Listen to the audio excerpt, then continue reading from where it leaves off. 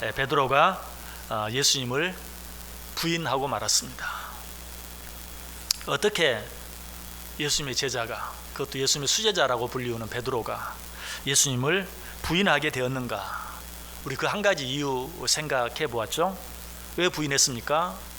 그가 예수를 따라가기는 했는데, 예수님이 끌려가실 때 예수님을 따라가기는 했는데 가까이 따라가지 못하고 멀찍이 따라갔기 때문에. 그래서 예수님은 신문 받으시는 곳 문 안으로 들어가셨는데 베드로는 그렇게 하지 못하고 문 밖에서 엉거주춤 서성거리다가 거기에서 예수를 부인하고 말았어요. 우리가 예수 그리스도를 부인하게 되는 가장 중요한 첫째 되는 이유 가운데 하나가 무엇인가? 이처럼 베드로처럼 예수를 따라가기는 하는데 거리를 두고 적당히 멀찍이 따라가다가 예수를 부인하는 자리에까지 이루고 말 때가 너무나 많다. 자, 그런데 베드로는 예수님을 한 번만 부인했나요? 아니죠. 2번, 3번 계속해서 부인했어요. 그가 예수를 멀찍이 따라감으로 말미암아서 첫 번째도, 두 번째도, 세 번째도 부인하게 된 것은 아니에요. 첫 번째는 예수님을 멀찍이 따라가다가 부인했지만 두 번째는 왜 또 한 번 예수님을 부인하게 되었는가? 오늘 보면 18절에 보면 그때가 추운 고로 종과 아랫사람들이 불을 피우고 서서 쬐니 베드로도 함께 서서 쬐더라. 베드로가 왜 예수님을 또 한 번, 두 번째로 부인하게 되었는가? 그가 예수 그리스도를 처음 부인했을 때, 예수님이 나에게 말했지, 네가 나를 부인하게 될 것이다. 정말 그 예수님의 말씀이 이루어지고 말았구나. 내가 그 말씀을 귀담아 듣고 깨어 있었어야 하는데 그러지 못했구나. 그 순간이라도 예수님께 쫓아 들어갔든지, 그리고 예수님께서 네가 나를 부인할 것이다 라고 말씀하셨는데 내가 그 말씀 잊어버리고 준비하지 못하고 깨어있지 못하다가 예수님을 부인했습니다. 그때라도 회개하고 돌이켰어야 하는데, 아니 그렇게는 하지 못하더라도 맞아, 예수님이 나에게 네가 나를 부인할 것이라고 했는데 내가 그 말씀 잊어버리고 예수님을 부인했구나. 어젯밤에 예수님이 그렇게 나에게 깨어 기도하라고 했는데 나는 그 말씀에 순종하지 못하고 졸다가 잠만 자다가 결국 내가 예수님을 부인하고 말았구나. 그 순간이라도 어젯밤에 깨어있지 못하고 잠만 잤던, 예수님이 그렇게 기도하라고 했던 감람산으로 가서, 겟세마네 동산으로 가서 다시 기도라도 했어야 하는데 그렇게 하지 아니하고 베드로가 어떻게 했어요? 예수 그리스도를 잡아 죽이려고 하는 무리들과 함께 한자리에 서서 불을 쬐고 있었다. 그러다가 결국 어떻게 되었어요? 또 한 번, 너 예수님 알지? 너 예수님의 제자 맞지? 라는 질문을 받게 되었고 결국은 그 앞에서 또 한 번 예수님을 부인하는 그런 자리에까지 이루고 말았다라는 사실이 바로 이것입니다. 우리들이 신앙생활 하는 데 있어 가장 중요한 것이 무엇입니까? 그것은 내 믿음이 얼마나 강한가, 내가 얼마나 선한 사람인가. 여러분, 그것이 아닙니다. 우리가 신앙생활 하는 데 있어서 가장 중요한 것은 내가 누구와 함께 있는가, 내 곁에 누가 있는가, 내가 누구 곁에 있는가. 여러분, 이것처럼 중요한 게 없어요. 왜? 우리는 너무나 약한 자들이기 때문에 그래요. 우리가 분명 하나님을 믿지만 그럼에도 불구하고 하나님을 믿지 않는 자들, 하나님을 부인하는 자들, 하나님을 인정하지 않는 자들과 함께 있다 보면 결국 나도 알지 못하는 사이에 나도 하나님을 알지 못하는 자와 똑같이 되어져 버리고 마는 것을 보게 돼요. 내가 아무리 도덕적으로 윤리적으로 선한 자라 할지라도 악한 자들 곁에 있으면, 늘 그런 자와 함께 있으면 나도 알지 못하는 사이에 나도 그들처럼 악한 자가 되어서 악한 생각하고 악한 말하고 악한 행동을 하게 될 수밖에 없어요. 그래서 사자성어 가운데도 그런 말이 있죠. 근묵자흑이다.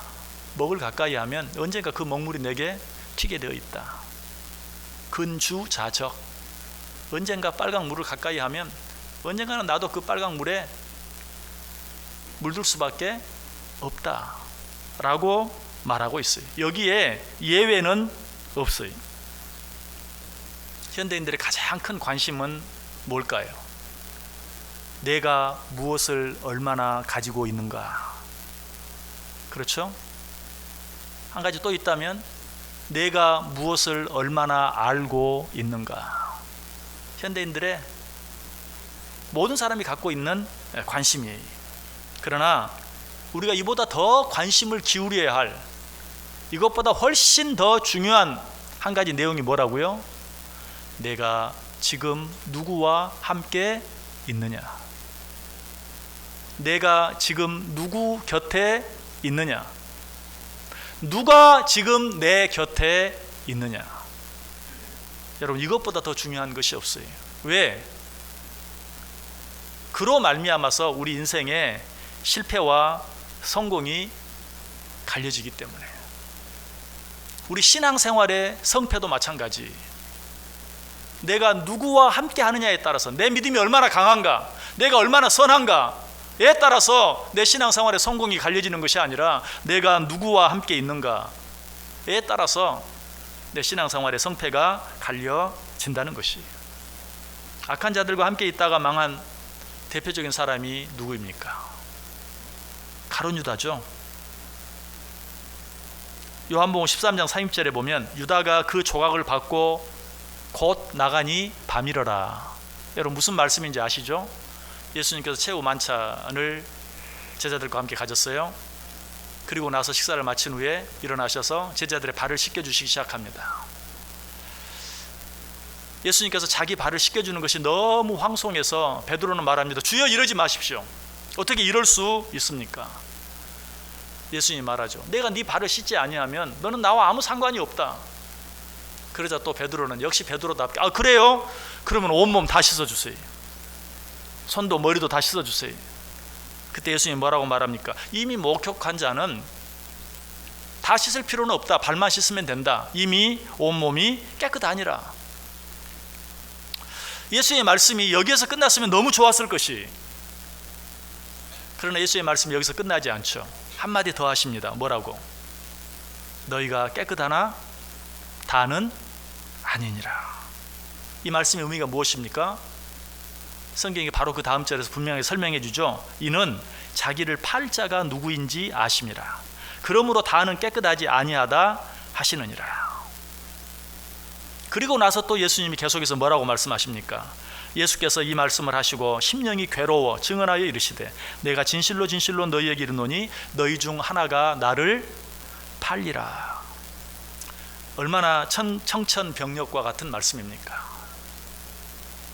지금 예수님을 팔려고 마음이 이미 생각하고 작정하고 있는 가룟 유다가 이 말을 들었을 때 얼마나 놀랐겠습니까? 제자들도 놀랐어요. 그 일과 아무 관계가 없는, 그 일을 전혀 모르는 제자들도 놀랐어요. 역시 베드로가 제일 먼저 놀랐어요. 그래서 마침 예수님의 품에 의지해서 기대고 있던 요한에게 머리짓으로, 도대체 누구야? 누가 예수님을 판단 말이야?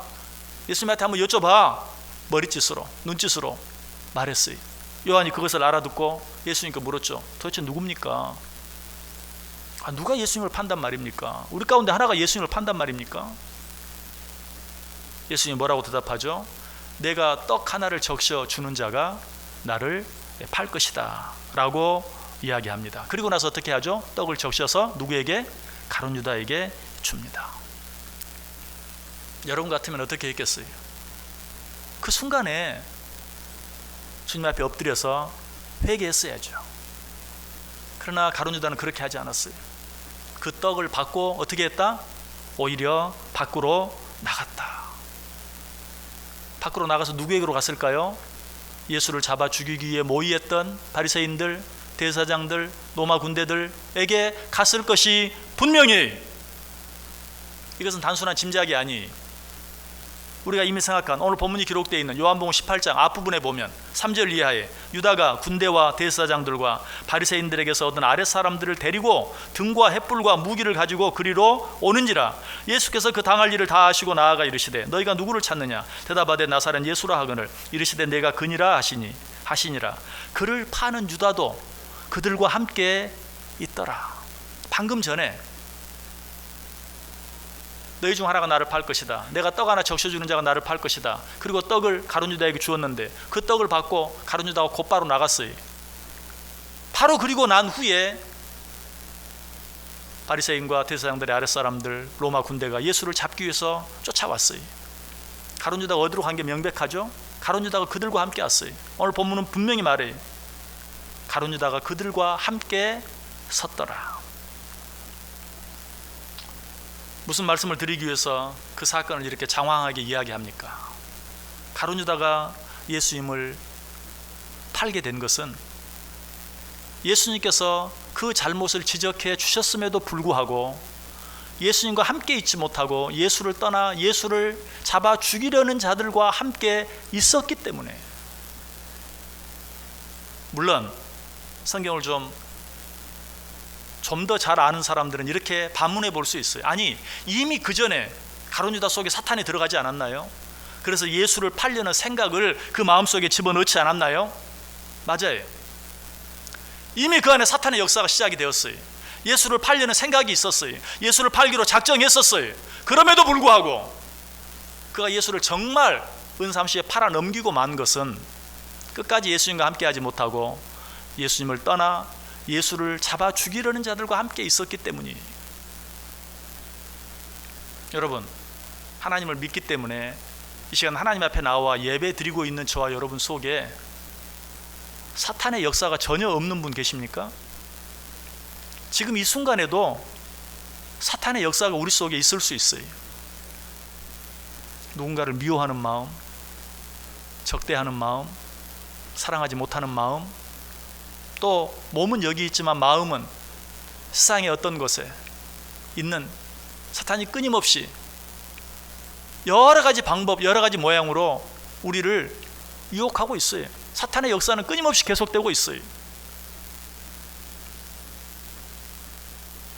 여러분, 그럼에도 불구하고 사탄의 역사가 내 속에 있느냐 없느냐 하는 것이 중요한 것이 아니라 사탄이 내 안에 역사할 때 내가 누구와 함께 있느냐 하는 것이 얼마나 중요한지 몰라요. 사실 이런 순간에 내가 누군가를 미워할 때 함께 미워하는 어떤 사람과 있으면 그 사람은 여지없이 실족할 수밖에 없어요. 그럴 때 하나님의 사랑으로 모든 사람들을 사랑할 수 있고 용서할 수 있고 감싸줄 수 있는 사람 곁에 있을 때 그 사람은 비로소 사탄의 역사 가운데 빠지지 아니하고 승리할 수 있는 것이.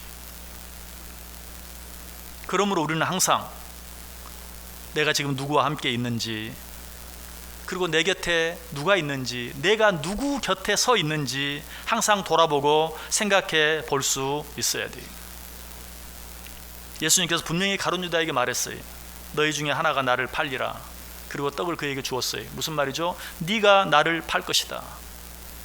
여러분, 이것은 단순히 가룟 유다가 자기를 팔 것이라는 사실을 공표하는 것이 아니, 나는 네가 생각하고 계획하고 있는 모든 일을 안다.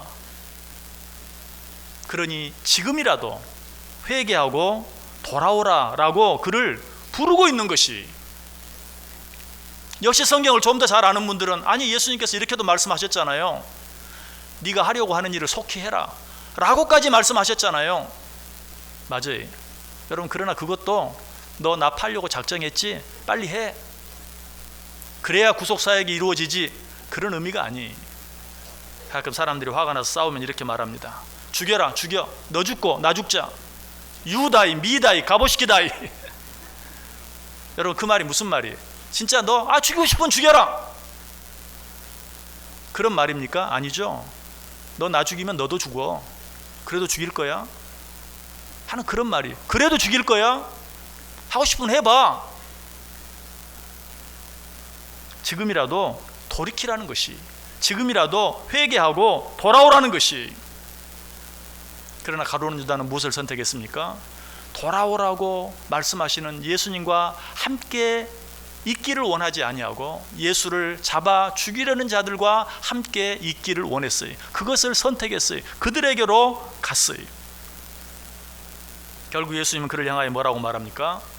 그 사람은 차라리 나지 아니하였더라면 자기에게 좋을 뻔하였느니라. 베드로도 마찬가지였어요. 예수를 멀찍이 따라가 문 밖에서 서성거리다가 어처구니 없이 너무나 연약한 한 여종 앞에서 예수님을 부인하고 말았어요. 이때 베드로가 취했어야 할 태도는 무엇이라고요? 예수님께서 내게 그렇게 경고해 주셨음에도 불구하고 나는 깨닫지 못하고 예수를 부인하고 말았습니다. 용서해 주옵소서. 예수님 앞에 엎드리든지, 적어도 어젯밤 그렇게 예수님께서 기도하라고 당부했던 겟세마네 동산으로 돌아가서 그때라도 회개하며 기도했어야 마땅해요. 그러나 베드로는 어떻게 했습니까? 다시 18절 보세요. 그때가 추운 거로 종과 아랫사람들이 불을 피우고 서서 쬐니 베드로도 함께 서서 쬐더라. 곧바로 주님 앞에도 나아가지 못하고 주님 앞에도 엎드리지도 못하고 예수를 잡아 죽이려는 자들 속에 끼어서 그들과 함께 서서 불을 쬐고 있었다. 이것이 예수님을 또 한 번 부인할 수밖에 없었던 중요한 이유예요. 우리는 분명히 하나님을 믿죠. 그럼에도 불구하고 나도 알지 못하는 사이에 하나님을 믿지 않는 자들, 악한 자들, 이런 자들과 함께 하는, 그렇게 되고 마는 이유가 무엇일까요? 어쩔 때는 내가 너무 힘들고 어렵기 때문에 그럴 때도 있어요. 어쩔 때는 너무 내가 외로워서 그럴 때도 있어요. 오늘 베드로도 너무 추워서 그랬어요. 성경이 분명히 이야기하죠. 너무 추운 거로 잠깐 몸을 녹이기 위해서 그들과 함께 서 있었다. 아무도 그것을 너무 심하다고 말할 수 없어요. 그러나 바로 그것 때문에 그는 또 한 번 넘어지고 만 거예요. 우리도 그렇게 합니다.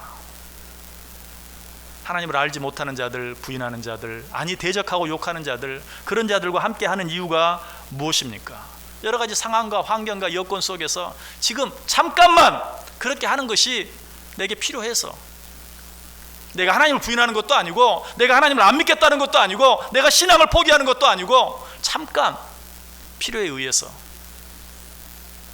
그러나 그것 때문에 우리가 넘어지고 정말 사탄의 종로로 타게 되고 죄의 종로로 타게 되고 많은 그런 일들이 너무나 많이 있다는 것이, 사탄에게 넘어지는 것은 무슨 악한 마음, 악한 생각을 가져서 넘어지는 것이 아니에요.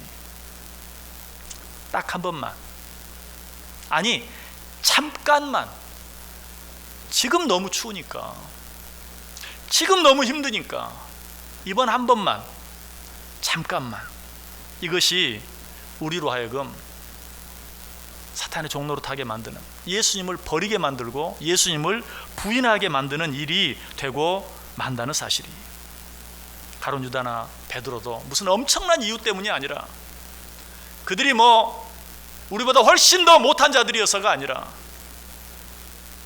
우리들이 너무 사소하게 생각하는 바로 그런 너무나 작은 이유 때문에 예수님을 부인하는 자리에 떨어지고 말았고 예수님을 팔아넘기는, 예수님을 죽이는 그 자리에까지 이루고 말았다는 사실이.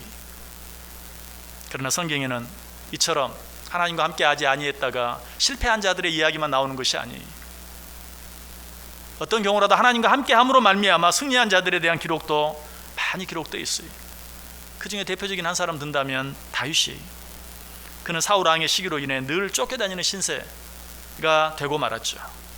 그런데 어느 날 자기를 죽이려고 하는 사울 왕을 죽일 수 있는, 원수를 갚을 수 있는 그런 절호의 기회가 찾아왔어요. 한 번만 찾아온 게 아니라 두 번이나 찾아왔어요. 그럼에도 불구하고 다윗은 그를 죽이지 않았어요. 죽이지 아니함으로 오히려 그를 자기 앞에 항복하게 만들었어요. 우리는 이 이야기를 들을 때마다 어떻게 그럴 수 있었을까 하면서 감동을 받아요. 여러분, 다윗이 어떻게 그렇게 할 수 있었습니까? 그 이유는 너무나 간단해요. 가룟 유다와 베드로가 끝까지 예수님과 함께하지 아니하고 예수를 대적하는 자들과 함께함으로 실패하고 말았던 것과 같은 그 사소한 이유, 다윗은 어떤 경우라도 하나님과 함께함으로 말미암아 보통 사람들은 할 수 없는 엄청난 승리를 경험할 수 있었던 것이, 이런 다윗의 신앙이 어디에, 우리가 너무나 잘 아는 시편 23편에 너무나 아름답게 기록되어 있죠. 여호와는 나의 목자시니 내가 부족함이 없으리로다. 내가 사망의 음침한 골짜기로 다닐지라도 해를 두려워하지 않을 것은 주께서 나와 함께 하심이라. 주께서 내 원수의 목전에서 내게 상을 베푸시고 기름으로 내 머리에 바르셨으니 내 잔이 넘치나이다. 나의 평생에 선하심과 인자하심이 정녕 나를 따르리니 내가 여호와의 집에 영원히 거하리로다. 다윗은 이런 하나님을 동역자로 모시고 살았어요. 이런 하나님과 늘 함께하는 삶을 살았어요. 이런 다윗은 누구를 두려워할 필요도 없었어요. 누구를 미워할 필요는 더더욱 없었어요. 왜? 내가 하나님과 함께 하는데, 하나님이 내 곁에 계시는데 굳이 나를 미워하는 자를 내가 함께 미워할 필요가 없어요. 나를 헤아려 하는 자를 내가 굳이 복수할 필요도 없어요. 왜? 하나님이 나와 함께 하시는데, 내가 그 하나님과 함께 있는데. 시편에 보면 다윗의 이런 신앙의 고백이 가득 차 있어요. 시편 27편 1절에 여호와는 나의 빛이요 나의 구원이시니 내가 누구를 두려워하리요. 여호와는 내 생명의 능력이시니 내가 누구를 무서워하리요. 하나님이 지금 나와 함께 있는데, 내가 하나님 곁에 있는데, 하나님이 내 곁에 계시는데 내가 누구를 두려워하리요. 내가 누구를 무서워하리요. 시편 56편 4절에도 고백하죠. 내가 하나님을 의지하고 그 말씀을 찬송하올지라. 내가 하나님을 의지하였은즉 두려워하지 아니하리니 혈육을 가진 사람이 내게 어찌하리이까. 여러분, 무엇이 두렵습니까? 여러분, 누가 두렵습니까? 혈육 있는 사람이 내게 어찌하리이까. 내가 하나님을 의지하였는데, 내가 하나님과 함께 있는데 그 일이 내게 무슨 해를 끼칠 수 있겠습니까? 그 사람이 내게 어떤 해를 끼칠 수 있겠습니까? 이것이 믿음이. 이런 다윗을 향해 하나님이 어떻게 칭찬합니까? 사도행전 13장 22절에 보면 내가 이새의 아들 다윗을 만나니 내 마음에 맞는 사람이라. 내 뜻을 다 이루게 하리라. 너무 아름다운 축복이. 저는 이 축복을 볼 때마다 다윗이 너무 부러워요. 나도 이런 축복 받아보았으면. 내가 이새의 아들 다윗을 보니 내 마음에 맞는 사람이라. 그로 하여금 내 모든 뜻을 이루게 하리라. 세상에 이보다 더 아름다운 축복이 있을까? 정말 내가 이런 칭찬을 받을 수 있을까? 정말 하나님 앞에 섰을 때 이런 칭찬을 받을 수 있다면 너무 좋겠다. 이새의 아들 다윗을 보니 내 마음에 맞는 사람이라. 그는 늘 내 곁에 있다. 아니, 내가 늘 그 곁에 있다. 내가 그로 하여금 내 모든 뜻을 다 이루게 하겠다. 여러분, 다윗이 이렇게 놀랍고 아름다운 칭찬을, 축복을 받을 수 있었던 이유가 무엇입니까? 다른 거 아니에요. 하나님의 곁에 있었어요. 하나님과 함께 했어요. 하나님을 그의 동역자로 삼았어요. 그래서 시편이 어떻게 시작하고 있습니까? 하나님과 함께하는 자들에게 주어지는 복이 무엇인지, 어떤 자가 복 있는 자인지 우리에게 너무나 잘 가르쳐주고 있어요. 우리 시편 1편 1절에서 3절까지 있는 말씀 같이 한번 찾아서 읽고 말씀 마치겠습니다. 시편 1편 1절, 2절, 3절 보겠습니다. 시편 1편 1절, 2절, 3절 같이 읽습니다. 복 있는 사람은 악인들의 꾀를 따르지 아니하며 죄인들의 길에 서지 아니하며 오만한 자들의 자리에 앉지 아니하고 오직 여호와의 율법을 즐거워하여 그의 율법을 주야로 묵상하는도다. 그는 시냇가에 심은 나무가 철을 따라 열매를 맺으며 그 잎사귀가 마르지 아니함 같으니 그가 하는 모든 일이 다 형통하리로다. 아멘. 누가 복 있는 자라고요? 악인들의 꾀를 따르지 아니하며 죄인들의 길에 서지 아니하며 오만한 자들의 자리에 앉지 아니하고. 무슨 말입니까? 악인들과 함께 있지 아니하고 죄인들과 함께 있지 아니하고 오만한 자들과 함께 있지 아니하고 오직 누구와? 여호와 율법을 즐거워하여 그의 율법을 주야로 묵상한다. 오직 하나님과 함께하는 삶을 살아갈 때 그런 자가 복 있는 자요, 그가 하는 모든 일이 형통하게 될 것이다. 복 있는 자들 되기를 원하십니까? 여러분의 모든 일들이 주 안에서 형통하기를 원하십니까? 내가 지금 누구와 함께 있는지 확인하시길 바랍니다. 내 곁에 누가 있는지, 내가 누구 곁에 있는지 먼저는 하나님과 함께 하시길 바랍니다. 그리고 그 하나님을 사랑하는 자들과 함께 하시길 바랍니다. 그 하나님을 두려워할 줄 아는 자들과 함께 하시길 바랍니다. 그리할 때 여러분 모두가 진정으로 복 있는 자들이 되시고, 또 여러분의 한 모든 일들이 여러분이 함께하는 그 하나님 안에서 형통하게 되기를 주님의 이름으로 간절히 축원합니다.